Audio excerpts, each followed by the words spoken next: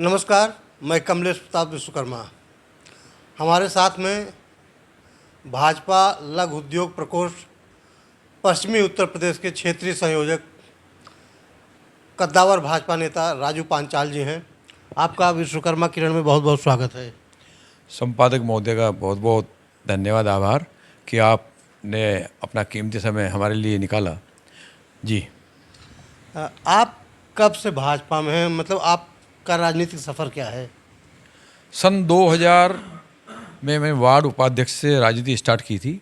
विभिन्न दायित्वों पे काम करने के बाद मैं आज पश्चिम उत्तर प्रदेश क्षेत्रीय संयोजक लघु उद्योग प्रकोष्ठ के दायित्व पे विराजमान हूँ और पार्टी ने काफ़ी पद दिए, मंडल अध्यक्ष बनाया, महानगर की टीम में रखा और बाकी सेक्टर संयोजक, लोकसभा में चुनाव के दौरान प्रभारी बनाया, नगर पंचायत में प्रभारी बनाया।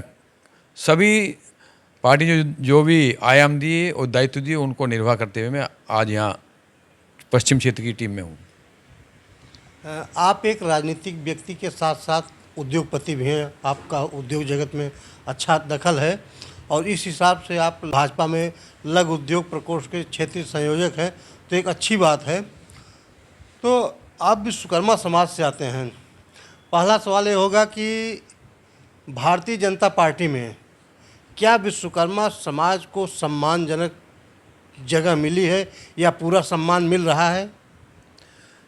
भाजपा के अंदर विश्वकर्मा समाज को सम्मान मिल रहा है, परंतु संख्या के आधार पर नहीं मिल रहा।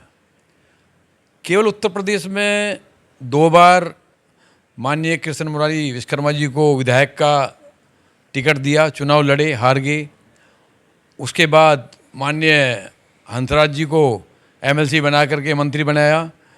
अच्छी बात है, परंतु जितनी हमारी संख्या है उत्तर प्रदेश के अंदर या संपूर्ण भारत के अंदर बात करो, लगभग विश्वकर्मा समाज 8 से 10% के आसपास होता है और हमें भागीदारी नहीं मिली उस हिसाब से। तो हम एक इस बात का हमें दुख है कि संख्या के अनुसार समाज को भागीदारी मिलनी चाहिए। इसके लिए हम विचार कर रहे हैं कि हम लोग समाज मिल करके आगे अपनी आवाज़ उठाएगा और कोशिश रहेगी आगे हमें भागीदारी मिलेगी। आप उद्योग से जुड़े हुए हैं। समाज के लोग यानी विश्वकर्मा समाज के लोग जगह जगह मजदूरी करते हैं।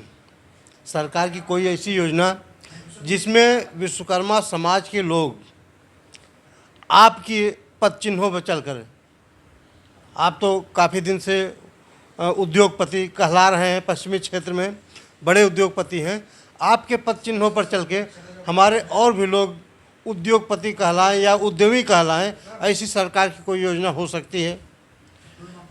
जिस व्यक्ति ने लक्ष्य ले लिया है वो लक्ष्य प्राप्त कर सकता है। देखो, सरकार बहुत सारी योजनाएं दे रही है, युवाओं के लिए भी हैं और जो उद्योग चला रहे हैं उनके लिए भी हैं। और मैंने विभिन्न लोगों को, काफ़ी उद्योगपतियों को उन योजनाओं का लाभ दिलवाया है। 1 डिस्ट्रिक्ट 1 प्रोडक्ट के अंदर 20 लाख तक की राशि मैंने कई उद्योगों को दिलवाई है सब्सिडी के रूप में। उसके अलावा बहुत सारी और योजना है, मुद्रा वाली योजना है, युवाओं की योजना है। तो गवर्नमेंट बहुत सारे योजना चला रही है, उसका अगर लाभ उठाना चाहे तो हर व्यक्ति लाभ उठा सकता है। परंतु कुछ लोगों को योजनाओं के बारे में इतनी जानकारी न होने के कारण वो उससे वंचित रह जाते हैं। तो मैं तो सभी विश्वकर्मा भाइयों से भी और हर व्यक्ति से अपील करता हूं कि वो अपने अपने क्षेत्र के जिला उद्योग केंद्र जाकर के सभी योजनाओं के बारे में शिक्षित हों और आगे बढ़ें और उद्योगों को बढ़ावा दें और लोगों को रोजगार दें। क्योंकि मैं लगभग 97 से उद्योग चला रहा हूँ और 97 में बात करूँ तो मैंने लगभग 5 आदमी तो उद्योग स्टार्ट किया था। आज मेरे पास भगवान की दुआ से मैं तो नहीं कहता, भगवान का है वो तो काम, पर लगभग 500 लोगों को रोजगार दे रहा हूँ मैं। तो मैं कुछ नहीं देने वाला, तो भगवान है। परंतु अगर प्रयास करेगा आदमी, एक लक्ष्य लेके चलेगा तो प्राप्त कर सकता है। कोई असंभव नहीं। सभी आदमी अगर मेहनत करेंगे और एक आयाम लेके चलेंगे तो आयाम को प्राप्त कर सकते हैं। मेरा सवाल इसलिए था ये है सरकार की तमाम योजनाएं हैं, जिसे विश्वकर्मा श्रम सम्मान योजना है, भारत सरकार की प्रधानमंत्री विश्वकर्मा योजना है। जैसे काष्ठ कला उद्योग या लौह कला उद्योग के लिए इसमें विश्वकर्मा लोग पारंगत होते हैं। योजना में एक विश्वकर्मा ने काष्ठ कला उद्योग के लिए अप्लाई किया, दूसरे एक पांडे जी ने भी काष्ठ कला उद्योग के लिए अप्लाई किया। प्राथमिकता तो विश्वकर्मा को होनी चाहिए, लेकिन विश्वकर्मा काट दिया जाता है, छांट दिया जाता है, और पांडे जी योग्य माने जाते हैं, उनको योजना का लाभ मिल जाता है। मेरा सवाल इसलिए था, आप क्या कहेंगे इस पर? नहीं, ऐसा नहीं है। अगर वो उसके लिए सारी अहर्ताएँ पूरी करता है जो उसकी चाहिए तो उसको मिलेगा लाभ, क्योंकि विश्वकर्मा योजना में तो ऑलरेडी जातियां भी बता दी गई हैं, कौन कौन सी जाति को उसमें लाभ मिलने वाला है। और अन्य योजनाओं में भी अगर उसकी सारी फॉर्मेलिटी पूरी कर पा रहा है, सारी जो डॉक्यूमेंटेशन पूरी कर पा रहा है, तो उसको लाभ मिलेगा। ऐसा नहीं है कि ना मिले। तो ऐसा मेरे संज्ञान में आज तक नहीं आया कि किसी लाभ ना मिला हो। एक सवाल और, आजकल पश्चिमी उत्तर प्रदेश में 4 दिन से घमासान मचा हुआ है। सहारनपुर में एक अपने समाज की लड़की की हत्या हो जाती है। बताया जाता है कि उसके साथ अत्याचार हुआ और उसकी हत्या कर दी गई। कुछ लोग कहते हैं कि नहीं, उसको उकसाया गया, उसने आत्महत्या की। लेकिन सवाल इस बात का है कि जब घटना हो गई और हमको अपराधियों की या आरोपियों की गिरफ्तारी के लिए आंदोलन करना पड़े, ये कहाँ तक सही है?